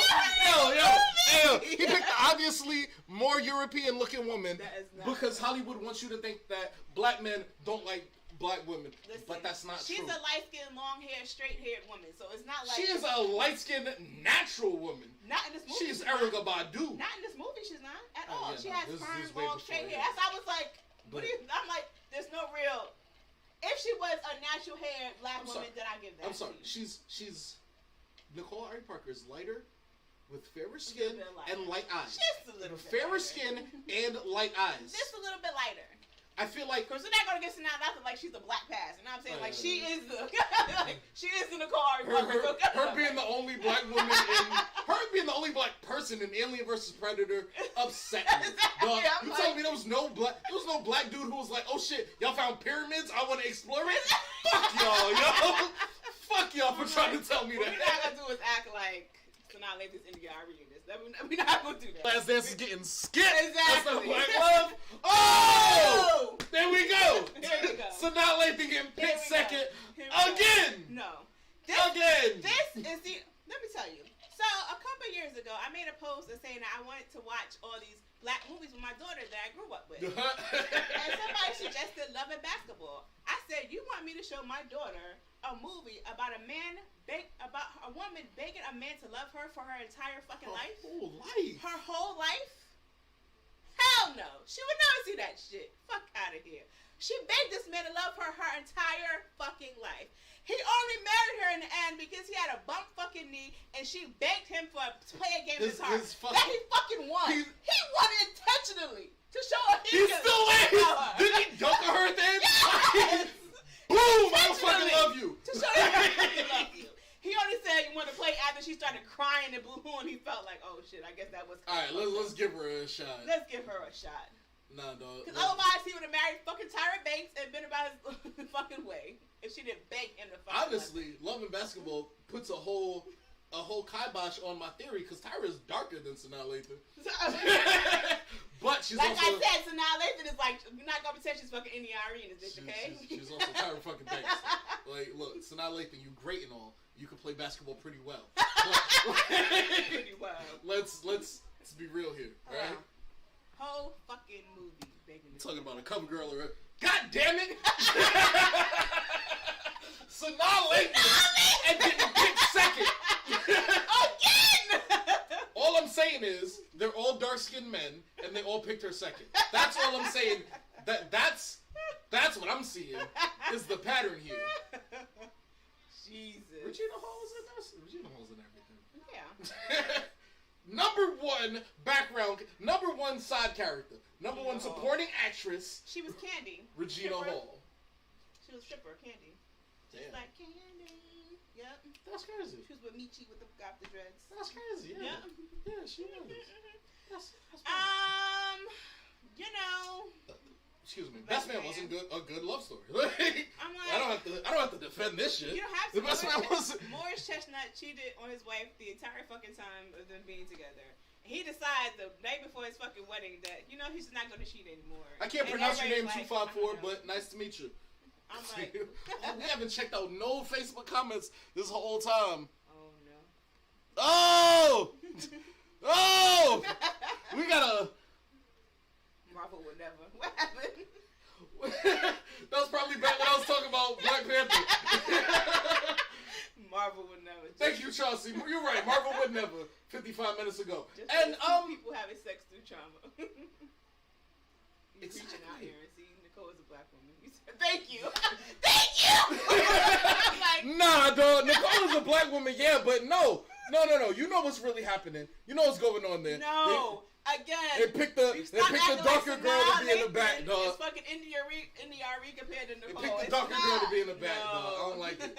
No. I don't like that shit. 2 shades darker. Fuck out. Darker is darker, yo. No. As a man who's been 2 shades darker his whole life. It's like saying I get treated better than you. What the fuck? Get out it's of like here. no. It's like saying David get treated better than me, which he does. David is lighter. That's not the Sanaa. Me and you is the Sanaa and India.Arie. It's the Sanaa and Nicole Ari Parker. Okay. AJ and David. AJ and David. That's such a big difference. That's But again, AJ looked like J. Cole. David looked like Columbus Short. AJ getting better treatment. So that's all I'm saying. The culture's. That's a big difference. The culture's set up for it. It's not like this. Okay, that's what this is. Culture's predisposed to picking up light skinned people. We gotta abolish it. We got to. Oh, Tay Diggs again for another fuckboy role. Yes, Tay Diggs he may be the number one rom-com fuckboy. Tay Diggs is the number one rom-com fuckboy. I want you to check my work. He didn't do anything wrong, and it's still got a He was gay. Not in this movie, in real life. That's not the same. You can't be mixing the you can't watch the Pearl Harbor movie not knowing that we bombed them a week later. No, Like, no. That's not the same. That's not the same in this situation. So, I don't like this because it gives off the desperate older woman that come It in. does. When I was younger, I thought age was age. But for someone for being 40 and him legit being 20 years old, about to turn 21, that's ridiculous, yo. That's a fucking kid. Exactly. And for the mother to be like, what do you want, my baby? Yes, that's her baby. He's fucking 20. What do you want with this child? What are you doing? I'm saying, like... It's predatory and it's gross.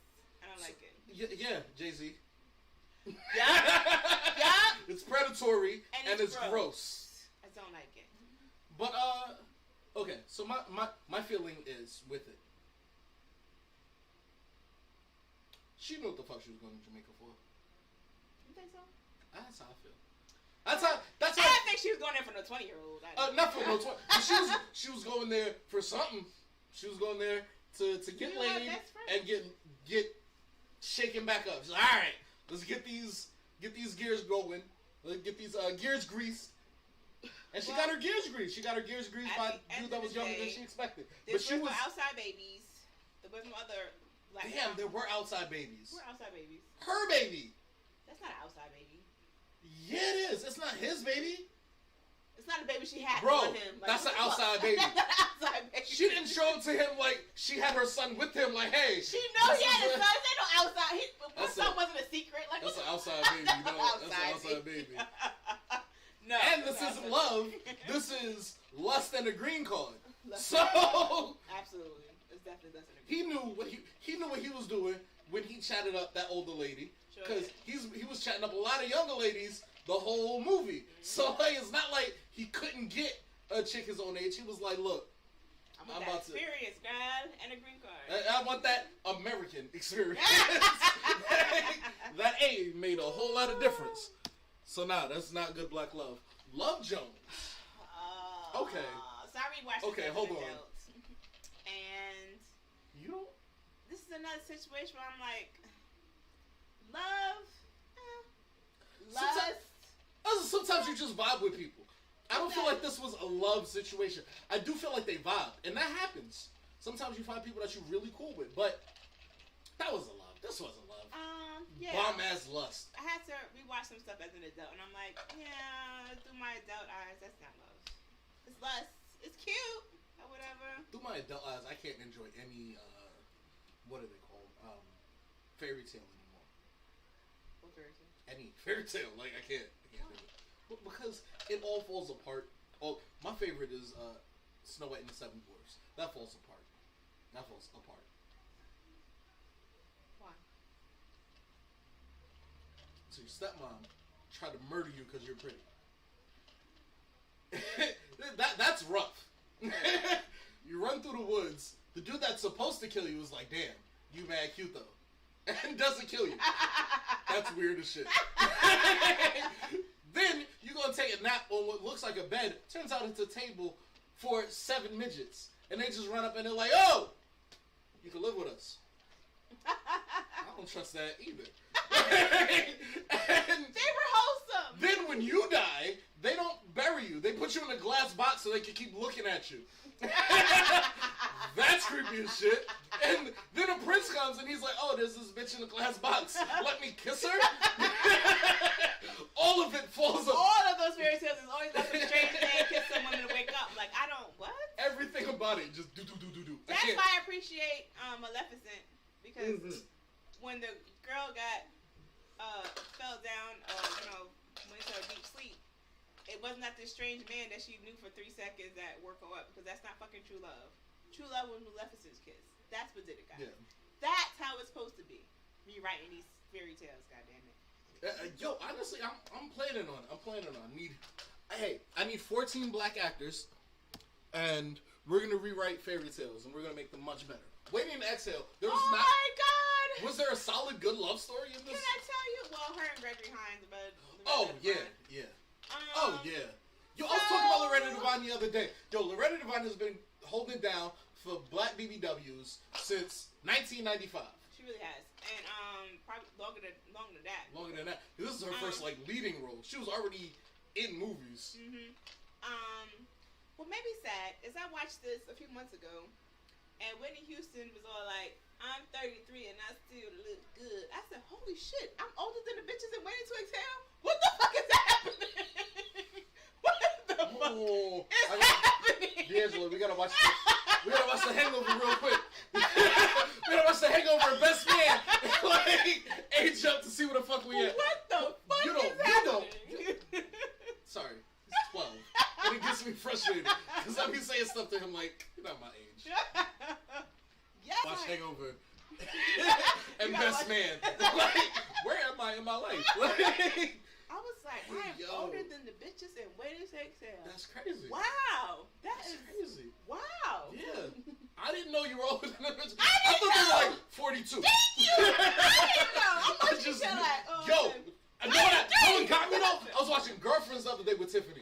They was 25 on Girlfriends. Yep. Bro, what? You're a lawyer at 25? What the fuck is this? What am I doing with my life? Oh my god. You're making partner next month? I'm trying to make manager. Don't use movies and TV to feel goal post your life, yo. This is not gonna help. I am older than the bitches of way too excited. What we got in the chats? Mugiwara. I hope that's your name. What's up, though? Q. Okay, 20 is old enough to be an adult, but like, nah, cause like, 20 is old enough to be an adult, but still, like, you have no business with a 40-some-odd-year-old woman. Did we not feel that Jada Pinkett was very predatory with August? He was 27. So she caught that nigga at his lowest and scooped him clean up into her bed. And he was 27, and we still thought that was not okay. Predatory, you know. So yeah, Jada Pinkett is predatory, and unfortunately, Stella's predatory. Yep. Yo, can we talk about older black women who became cougars being predatory? Oh my god, are we gonna redo Stella, have her grew back with Jada Pinkett? Because if we don't redo Stella has her grew back with Jada Pinkett, there is a problem. Y'all are missing out on great stuff, dog. We're not redoing it. Let it go. You could make her the bad guy though. Like, it could actually be like, it could be from his point of view. Like, this is my only chance to be great. It would be great. It would be good. No, his point, Bruce. He got to fuck an older woman who knew what the hell she do in the bed and got mad money. What's the fuck you down for? Stella got a Gruback or August Alsina. It's like, it could be very different depending on the situation. That's all I'm saying. All right, we gotta go back because it finally caught up with us, and now all my stuff is in there. What's up, Jardine? Thank you for popping in. I'm gonna keep mentioning you because you don't like to respond to people's text messages. I'm gonna keep pointing out every time you join me. Jason's lyric. Oh, she was sucking the hell out of his face talking about I love Jason's lyric.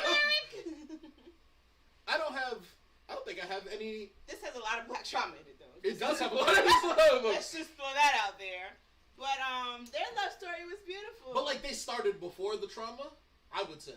They started after the trauma. Okay, so.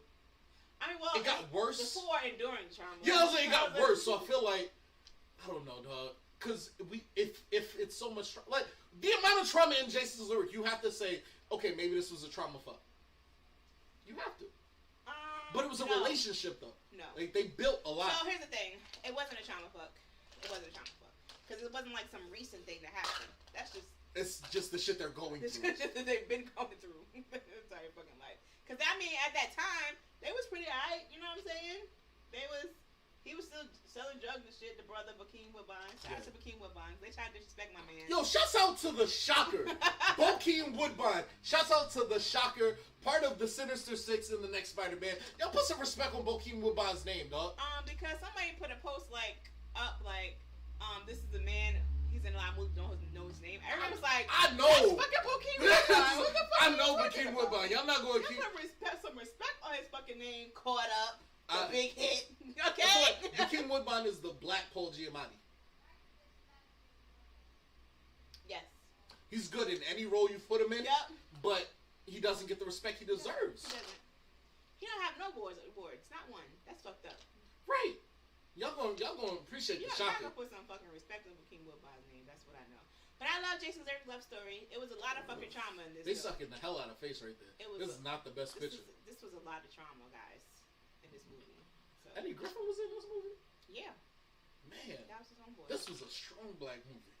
Tretch was in it. Shit. Tretch was in it. It was a strong black movie. All right, Jason's lyric. Poetic Justice. Okay, I got feelings about Poetic Justice. This is another one that's not a fucking love story. Oh my god, yo. Q was like, August is a consenting adult. August is a child. He was a child going through the worst time of his life. Okay? He was not ready to be like, yeah, I'm consenting to this 60-year-old woman telling me how our relationship's gonna be. He didn't know what the fuck was going on. Yep. He was living his life, and then she threw some pussy at him, and he's 27. So you gonna take it? From Jada Pinkett? Jada Pinkett? What? You know what I'm saying? And the whole shit. I would have ruined a lot of She relationships. didn't tell him, you're not supposed to tell other people. Because that's why Will Smith was mad. Like, listen, you know what you're doing. I know what you're doing. Why the fuck you ain't telling what we was doing? Exactly. Because I don't want to talk about this shit no more. You look at Will Smith. Them bitches know. You look at Will Smith and his bitches. Hey, look at those production pictures on any movie he's been in. What? It's like that. Like, sure that Will Smith and Margot Robbie got a bastard child running around somewhere. They do. Like, they do. But his shit was always on the low. Because these hoes know. Jada, you didn't speak to all this white. You can't just. You didn't speak to these hoes. You didn't You can't let to them, these. You can't let these young hoes be out here messing up your game. Bro, what's wrong with you? You let these young hoes fuck you up, Jada. And Jesus. Acting brand new around here. What's wrong? Exactly. Look at you. Now where you at? Anyway, poetic justice. There was no real love in poetic justice. Okay. They had one ride together, and it was cool. It was a cross. Like, they drove states though. Like, that's not a ride together. That's still a day. Okay, bro. Like, no matter what you want, it wasn't even overnight yet. Okay. They ain't getting the hotel. It didn't stop nowhere. Okay. Hey yo, is it just the East Coast where like states seem far away? Like, is it like that on the West Coast, or is it like, yeah, I'm gonna hit all 9 of these states and then come home? What? I'm jealous. And it might have been the same state, just going down to different cities. Honestly, I think it was still Cali. They were just driving down. There's a lot of Cali though. Yeah, that's a fair road trip. Yeah, it's still a day. It was cute. They liked each other. Love story? Absolutely not. No. Because the minute he got into something, he pulled that Omar Epps shit from Love and Basketball. Fuck you, yo. He was another one of them. Tupac's character was another one of them. Like, nah, shit's getting good in my life, so I'm gonna hate you. Or I'm gonna say that I hate you. The bodyguard don't count because he white. That's not black love. Oh shit! I knew they was gonna put this on here. I'm not gonna lie, I almost hit it again because of how light Halle Berry is. It almost happened. I'm not. Hey, Jesus. I'm not perfect. I was like, not this shit again. This is another example. He wasn't very good. Like, he wasn't a good. So this is an example of the player who fell in love but dissed her the minute the bad bitch came back around, which is Robin Givens. And they're the same complexion, so cut the shit. I don't have nothing for this Cut one. your shit, okay? Not actually. No. This is actually really good. Eddie Murphy's very good in his movies for not like picking a dark or a light skinned girl over a dark skinned girl. Mm-hmm. He's actually been pretty good about that in his career. Only one I could say I have issues with, because not even really issues, is Coming to America. But there was no one to pick up. Well, yeah, there was Fufu. But that was I don't know what her name is, but she always been Fufu. Yeah. Because I think about his fucking his stand up. Fufu. Exactly. That's what Fufu all the time. So he didn't pick Fufu though. Vanessa Bell Calloway, we love you, girl. He didn't pick Fufu. He picked he didn't. Light skin shorty. So he got to know light skin girls. He did. You can't just like throw that out. Love blossomed. He didn't just be like, oh, she light skin, I pick her. Exactly. And he's been very good about that in his career. He doesn't just be like. But Cause shit, even with the one with Brooklyn and Vampire, or Brooklyn and Vampire. Vampire and Brooklyn. Thank you. The Brooklyn Vampire. Don't do that. Vampire and Brooklyn. Put some respect on that fucking film's name, okay? You beast fucked up. You know you did. All the women in it were dark skinned women, so it's like, all right, like yes, you beast fucked her friend, but she was dark skinned too, so it's fine. I'm bringing that back, Ariel. I'm bringing that back. Oh my god, yo. That and flip flopping. Flip flopping shit. Oh my god, I completely forgot about that shit. Beast fucking is hilarious. I live for that. Like, that shit is solidly funny. Okay, so no, yeah, I agree with you though. He was not good as like as a love partner. Who was it? This didn't work as a what's the name? You need help? Nope. This didn't work as a great relationship movie. It wasn't. It was cool. He constantly cheated and dissed her for the bad bitch. You know. Exactly. This isn't a good relationship. Mahogany, he's white. Dog. I don't know how many times I gotta tell y'all. But it says Billy D. Williams, and who's the white dude? I'm like, I thought Mahogany was with Billy D. Williams. Yeah. Mahogany was with Billy D. Williams. That is definitely a white man sitting on her chest being caressed. So I don't know what's happening here though. we're not gonna count Mahogany. I'm like, I never. So now that we've gone through the dreck, the horrible, the worst, I'm gonna go back for a second. Hold on. I wanna talk about how Mackenzie Jean. I'll talk to you again, Mackenzie Jean. I'll take my fucking list and put together some crap like this again. All right. If you're gonna steal my ideas, at least take my ideas. None of the stuff that I had is on this list. What did you have? I only had like 2. What was the 2? Number 1 was. Boomerang was the story about successful black people. That's very true. Point blank. And Janet was terrible in poetic justice. But it ain't have nothing else, and that's the point I'm making. Like, it was a great story about strong black people, but what else did we talk about in this movie? Strong black people who do fucked up things. That's great. It's awesome. I mean, only fucked up thing was a cheat. Oh, only fucked up thing. Eddie Murphy slept with Eartha Kitt to get that job. Look, you gotta do what you gotta do. I am 100% with Eddie Murphy. If I had to sleep with Eartha Kitt to get a job, Tell Tiffany, Marcus darling. I'm sorry. That's Catwoman. Y'all say what y'all want. I've been a Batman fan all my life. I'm taking my shots. So, now we're back to 100% Facebook fam. You guys don't need to see what we're looking at anymore because I'm looking at you. So overall, we got, what movie was Black Love and not horrible?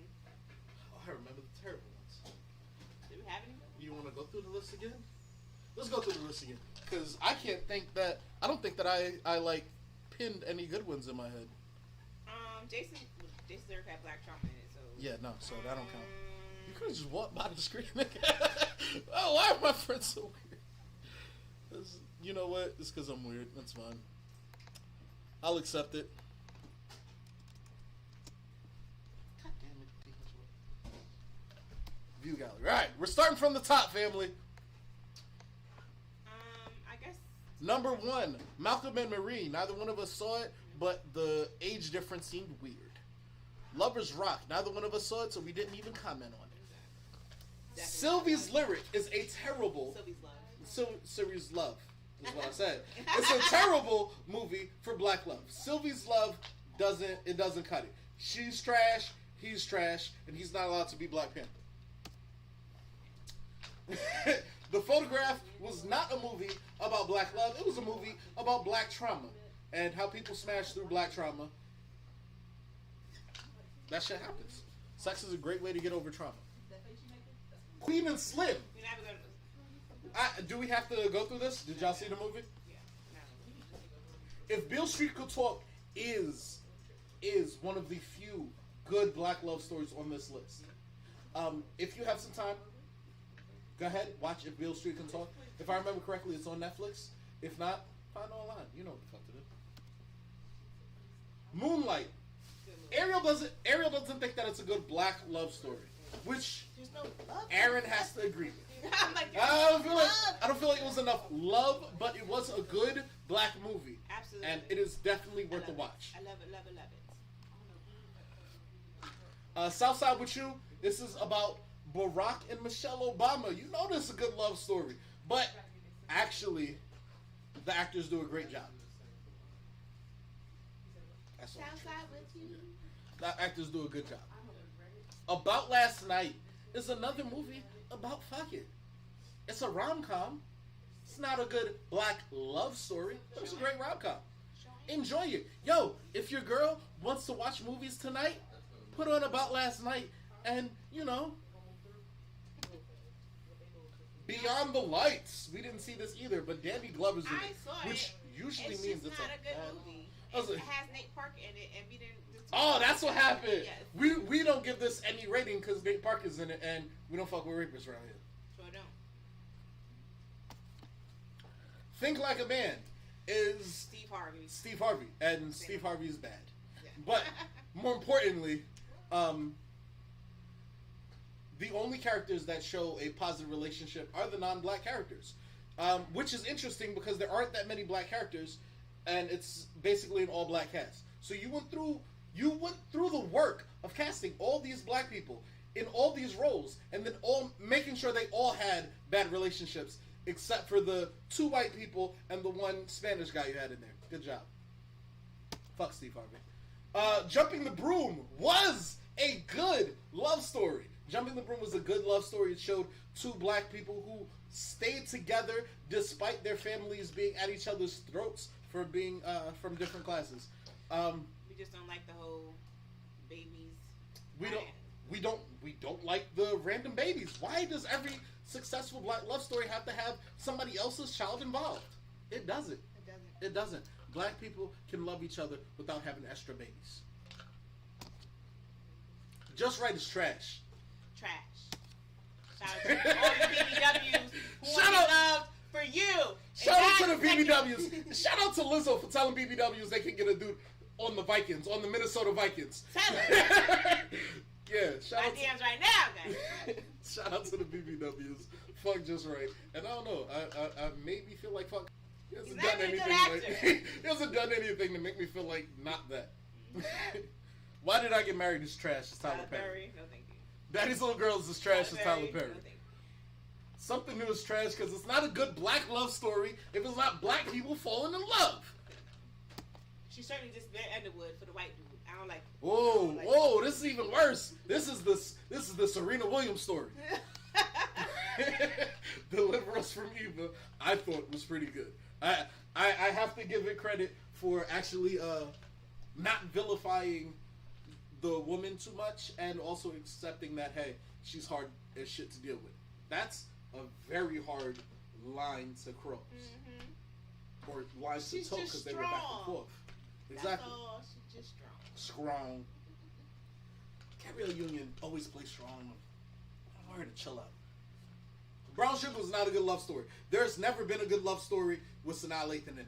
Or Tay Diggs. Yeah, or Tay Diggs. There's never been a good love story with Tay Diggs. Holy shit. She always the side bitch. Thank you. Say it again. He always cheating and she always the side bitch. Thank you. That's it. Jesus. Save the Last Dance. She Thank white. God. Is she white? I feel like she white. That's mad white. I know. I just wanted to. It's so no fucking. Love and basketball. Sanaa Lathan again. No, she's not good at this love story shit. Side bitch. Yeah.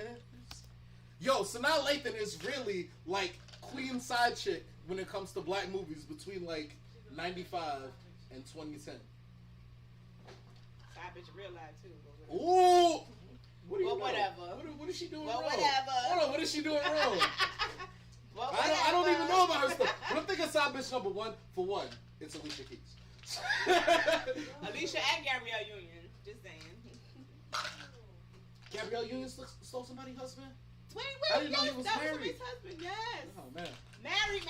Just like Swiss is married. Okay? Look, don't let that marriage get in the way of you and your soulmate. Finding the love of your life. Don't let that marriage get in the way of you and finding the person you love. All right? You won't. I said what I said. You won't marry. You won't. Don't let that marriage get in the way of finding the person you love. They don't want them. Exactly.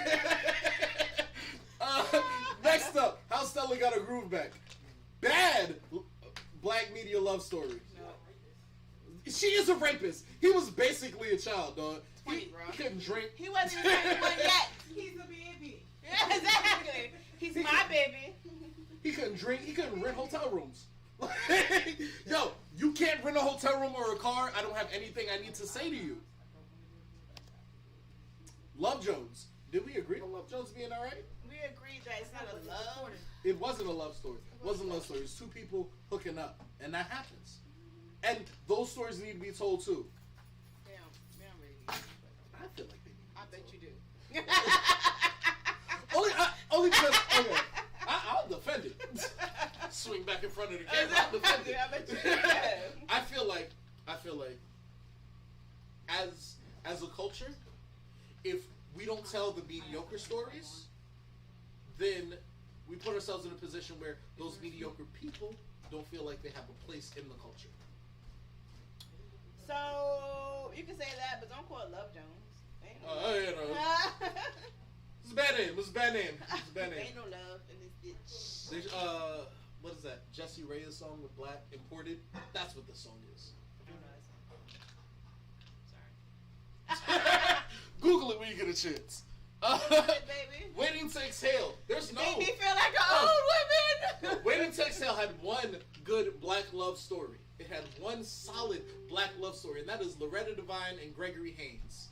Hines is what I said. Yep. Gregory Hines is what I said. And rest in peace, GH. Rest in peace, Gregory. And all the other stories were stories of people being garbage, but of self-love. And self-love is good too. In the end, because it had to come to self-love. So a lot of them did not have it.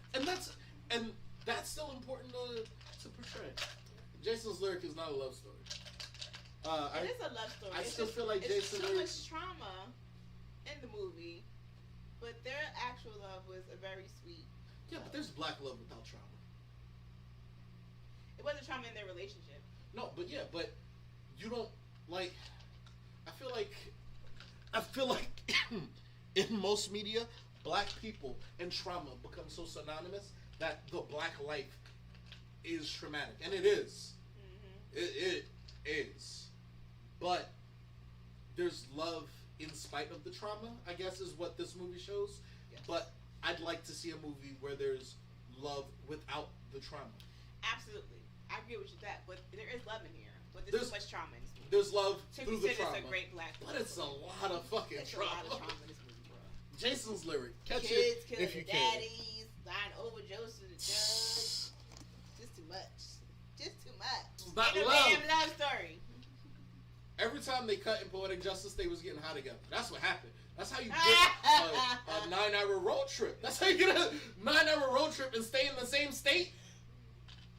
Look at Tupac's eyes. Can you see him? Because I can't. You shut up. Tupac and Tone Up. High on each other. They smashed the same girl, got babies by the same woman. Fuck out of here. No. No. That's the hood. That's the hood. No, it's, it's not good, but it's the hood. So Boomerang or Bodyguard, we're not even playing with Whitney Houston and a white guy. I love the Bodyguard, but this is not for black. It's not love. black love. It's It's nice. Even that is trauma. Really, it's a trauma story. It's cute or whatever. Yeah, absolutely. She was so Her traumatized sister. that she Her needed own sister. his hips. Own sister. And lastly, we're rounding the story out, or rounding the list out with Boomerang, which was a great black movie about successful black women or successful black people, which we don't get to see often enough. We don't. Last show about successful black people, other than Blackish, which shout out to everybody involved in Blackish, was Girlfriends. Because I mean, I guess you could say the game, but I mean, only person who was successful was Joan and Tony. Scandal? Nah. Scandal. I'm successful black people. Oh, yeah, they were all successful in Scandal. I mean, only 2 successful black people. Everybody else is white. Will I be seeing her here? Nah, not right there. That's for the lying. interest. I'm kidding. See, now it was 2 successful black people, and they were like fighting for the success. Well, that's not a constantly. black show. It's Shonda Rhimes. It's a black show. It's a black person. Black main character, not a black show. Yes. Yes. That's like How to Get Away with Murder. Black main character, but not a black show. I agree with that. I guess.